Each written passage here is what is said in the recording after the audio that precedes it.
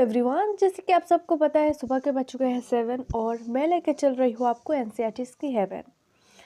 आज का हमारा टॉपिक है क्लास 6 की हिस्ट्री के chapter 10 new empires and kingdoms. इस चैप्टर के एनसीईआरटी सॉल्यूशंस और क्वेश्चन आंसर्स।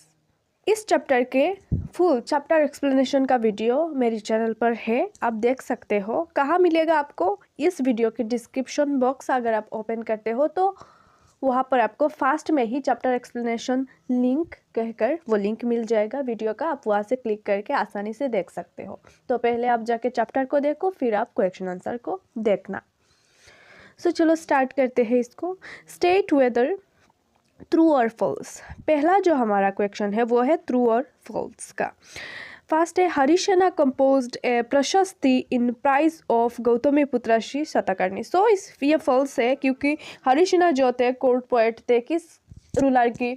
वो थे समुद्रगुप्ता की। वो गुप्ता डायनास्टी की थे, ना कि सातवाहनस डायनास्टी की थे, राइट। सो हरिसेना जो है समुद्रगुप्ता की प्रशस्ति लिखा था उन्होंने। यस, इसका आंसर यहाँ पर आप स्टेटमेंट देख सकते हो फर्स्ट का। Harisena composed prashasti in praise of Samudragupta. Next है, the rulers of Aryavarta brought tribute for Samudragupta. So यहाँ पर क्या कहा गया? द रूलर्स ऑफ आर्यवर्ता जो एक किंग थे ब्रॉड ट्रिब्यूट फॉर समुद्रगुप्ता। इसका जो है the rulers of Aryavarta broad tribute for Samudragupta, यह फॉल्स है statement. Aryavarta were the rulers in the north and were defeated by Samudragupta. और जो आर्यवर्ता जो थे वो नॉर्थ के रूलर थे और वो समुद्रगुप्ता ने उनको हराया था।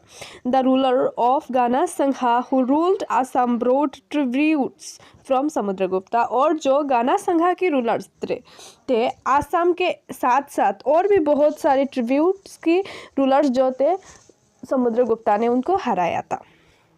नेक्स्ट है, there were 12 rulers in Dakshinapatha. Yes, ये ट्रू स्टेटमेंट है। दक्षिणापथ पर 12 रूलर्स थे जिन्होंने सरेंडर किया था समुद्रगुप्ता के डर से। यहाँ पर आप देख सकते हो सी इसका आंसर। नेक्स्ट है, Takshashila and Madurai were important centres under the control of the Gupta rulers. So Takshashila and Madurai क्या गुप्ता रूलर्स की अंडर में था? सो फॉल्स था ये। Takshashila and Madurai were important centres under the control of Gupta rulers, ये फॉल्स है।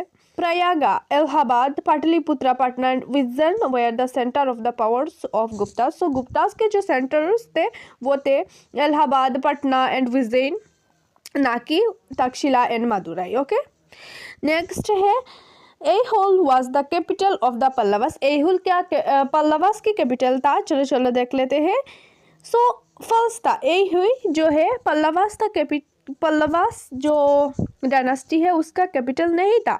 Aihole was capital of चालुक्यस। चालुक्यस का कैपिटल जो साउथ में था, वेस्ट साउथ के जो वेस्ट में था वो पल्लवास, वो जो east and west coast line के आसपास था, पर था साउथ नर्मदा रिवर के पास था। और नर्मदा जो रिवर था उसके पास में था ये चालुक्य, वो थे। उनका जो कैपिटल था एहोल, पल्लवास के कैपिटल एहोल नहीं था। It was located in southern India. Okay, हमारा नेक्स्ट है, local assemblies function for several centuries in south India. ये ट्रू है। Local assemblies functioned for several centuries in south India, ये ट्रू है। Local assemblies consisted of Brahmin land owners who made decisions regarding irrigation, building roads and local temples. So ये local assemblies जो था south India पर था, और यहाँ पर बेसिकली जो ब्राह्मीण लैंड ओनर्स थे वो डिसीजन बनाते थे इरिगेशन, बिल्डिंग रोड्स और लोकल टेम्पल्स के लिए। Mention 3 authors who wrote about Harshavardhana.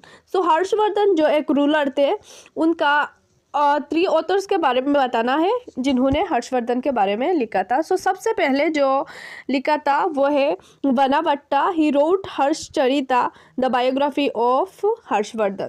So Banabhatta जो थे उन्होंने हर्षचरिता लिखा, हर्षवर्धन की जो राजा थे, किंग थे पावरफुल, उनकी बायोग्राफी लिखा। नेक्स्ट है हमारा जुआनजेंग। सो जुआनजेंग ने भी लिखा हर्षवर्धन की prashasti, like he was pilgrim from China. So वो चाइना से आए थे, बुद्धा की फॉलोअर्स थे, who wrote about the court of the king. उन्होंने हर्षवर्धना की कोर्ट के बारे में लिखा। Harshavardhana he himself was one of the best writers of his time. Okay, so वो खुद भी बेस्ट राइटर थे एक उस टाइम का। What changes do you find in the army at this time? So उस टाइम पर आर्मी में क्या चेंजेस आया था?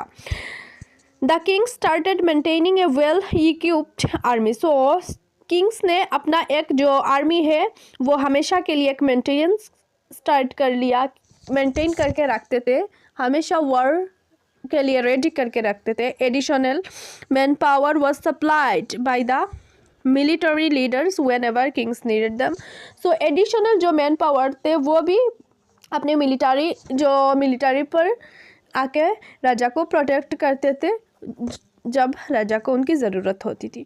The armies were very large as they had to go on frequent raids. So army बहुत बड़ा army होता था।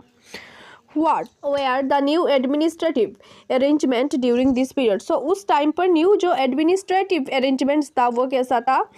नगर श्रेष्ठी और चीफ बैंकर वॉज अपॉइंटेड। उस टाइम नगर श्रेष्ठी को अपॉइंट किया जाता था। जो चीफ बैंकर था जो he was the representative of the merchant, और वो मार्चेंट्स का रिप्रेजेंटेटिव था। जो ग्रुप ऑफ मार्चेंट थे ना, श्रेणीज, उनके रिप्रेजेंटेटिव था। Official started holding many office, और एक जो इंसान वो बहुत सारे ऑफिस को होल्ड करना स्टार्ट कर लिया, संभालना स्टार्ट कर लिया। Apart from being the chief judicial officer, Harisena also acted as the minister of war and peace. So जैसे कि हरिसेना की एग्जाम्पल दिया हुआ है, वो एक्ट करता था as a chief judicial officer, also minister of war and peace. The higher posts became hereditary, और जो हायर पोस्ट थे कोर्ट के वो हेरिडिटरी बन गया था एक जनरेशन से दूसरे जनरेशन, मतलब पिता को ये मिला पोस्ट, सो उसके बेटे को भी मिलेगा, उसके बेटे की बेटे की बेटे की सबको मिलेगा। The son of the official would take over the office after his father. उसके पिता के बाद सन को ये पोस्ट मिलता था। What do you think Arvind would have to do if he was acting as Samudragupta? Okay, so Arvind को क्या करना पड़ता था जब वो समुद्रगुप्ता की एक्टिंग कर रहा था? Plan and execute successful rights on all other Kings of India, establish and ensure A well maintained governing system. उसको एक वेल मेंटेन्ड, उसको एक प्लानिंग के हिसाब से एक अच्छा जो गवर्निंग सिस्टम बिल्ड करना होता था। Look after the welfare of people of his kingdom, और उसकी जो किंगडम की लोग हैं उसको भी देखना, उसकी जो भलाई के लिए सोचना भी पड़ता था। Keep a check on the revenues and expenditures, उसके खर्चे और उसकी जो अर्निंग थे उसको भी देखना पड़ता होगा। सो ये अरविंद की बताया गया। अगर Arvind as a Samudragupta acting कर रहा है तो उसको क्या क्या करना पड़ता था? Do you think ordinary people would have read and understood the prashastis? Give reasons your answer. So आपको क्या लगता है, ऑर्डिनरी पीपल जो है वो प्रशस्ति पढ़ते थे और समझते थे क्या? सो ordinary people might not have understood the prashastis because they were written in Sanskrit language. So ordinary people को ये सब नहीं समझ में आया होगा क्योंकि यह सब लिखा गया था। प्रशस्ति जो राजा की प्रशंसा किया गया था वो संस्कृत पर था। At that time Sanskrit was practised by Brahmins, kings and his courtmen, और उस टाइम पर संस्कृत सिर्फ ब्राह्मण्स की लैंग्वेज थी, किंग्स की और हिज कोर्टमैन्स की लैंग्वेज था। All other man and women used Prakrit language, और जो ऑर्डिनरी पीपल थे वो सब प्राकृत लैंग्वेज को यूज़ करते थे। If you had to make a genealogy for yourself, who are the people you would include in it? How many generations would you like to show? Make a chart and fill it. I would prefer to mention my grandfather, grandmother, father, mother and myself. It would be 3 generations. So आप यहाँ पर लिख लेना अपने grandfather and grandmother, father, mother और आपका नाम। अगर क्वेश्चन पर आता है तो सीख लेना इसको। How do you think was words affect the lives of ordinary people today. So आपको क्या लगता है जो वर्ड्स होते हैं, जो आतंक होते हैं, वो कैसे अफेक्ट करता है, वो कैसे इम्पैक्ट डालता है ऑर्डिनरी पीपल की लाइफ में? People are force to leave their homes due to distraction. So लोगों को अपना घर वर छोड़ के जाना पड़ता था अगर अटैक होता थे तो। Many peoples die in the words, और बहुत सारे लोगों की हत्या हो जाते हैं युद्ध में। The economic position of people becomes unstable, और लोगों का इकोनॉमिक जो पोजीशन है वो अनस्टेबल हो जाता है, इतना घट जाता है इसीलिए। The supply of daily need items is disturbed in war zones, और जो आइटम्स होती है सप्लाई का डेली बेसिस वो सब कुछ बर्बाद हो जाता है। इट इंक्रीजेस पॉवर्टी, और ये गरीबी को बढ़ाता है। सो बच्चों, खुशी की बात यह है यहाँ पर ख़त्म हुआ है हमारा क्लास 6 की हिस्ट्री की चैप्टर 10 का जो एनसीईआरटी सॉल्यूशंस और क्वेश्चन आंसर्स का टॉपिक। सो सारे क्वेश्चन आंसर्स, सारे एनसीईआरटी सॉल्यूशंस हमने इस वीडियो पर अपने कवर कर लिया। ऑल्सो ट्रू और फॉल्स, और ऑल्सो हमारे कुछ इंटरेस्टिंग क्वेश्चन आंसर के साथ। और फिर एक बार मैं बता रही हूँ आपको, इस चैप्टर का जो है चैप्टर एक्सप्लेनेशन का वीडियो इस वीडियो के डिस्क्रिप्शन बॉक्स पर उसका लिंक है, फास्ट में ही आपको मिल जाएगा। सो वहाँ से आप आसानी से चैप्टर को समझ सकते हो। तो जाके पहले चैप्टर देखो, तब आपको सब कुछ क्लियर होगा। और मिलते हैं अपनी नेक्स्ट वीडियो पर।